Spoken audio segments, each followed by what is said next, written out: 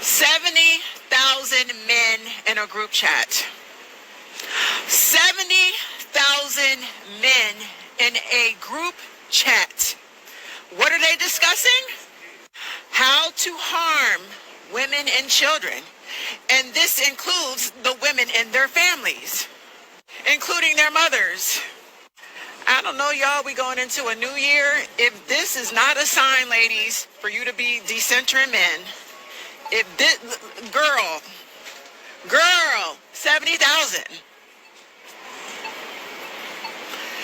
Putting all that energy into plotting and scheming against women, why don't they just sleep together? Problem solved. Keep us out of the conversation and y'all sleep together. Why don't y'all play matchmaker in that fucking group chat? 70,000 men.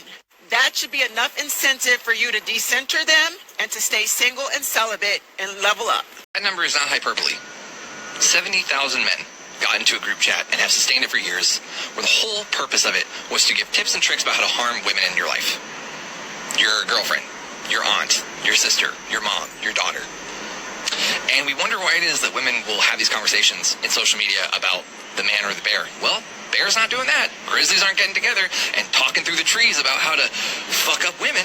Like, that's not happening. And you know what really frustrates me about this news at all existing, beyond the fact that I can't even imagine how many women have just like had their lives made worse, if not totally harmed or ended by this chat.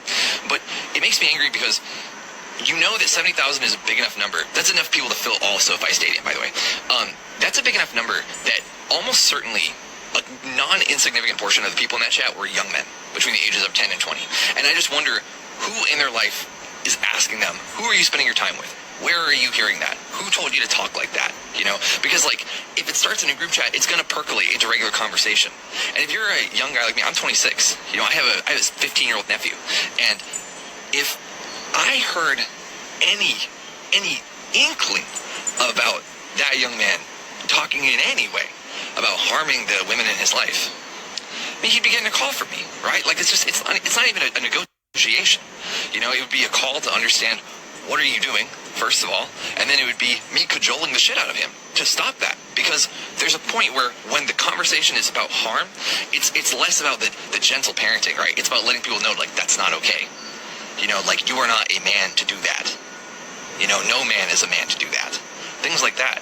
And it just makes me wonder how many of these young men, who were certainly in this chat, were able to show the chat directly to their friends, or maybe even to older men in their life, and only receive like, oh man, that's so edgy, that's so crazy, instead of being like, hey, you want to fucking show me that again? You want to tell me why you're in that chat? You know? God, dude, it's just, it drives me crazy because people on the right love to talk about social decay and about corrosion of morals. This is it. Stuff like this is it. This is the acid bath on everybody's psyche and sense of safety that nobody needs. You know, and for what? For what? For these guys to feel tough? Like, for them to share memes where the joke is woman hurt? Like, where's the outrage about this? You know, where's the outrage about this? Because there were American men in that chat. You know, where's the outrage about this? About what that reflects about our values, you know?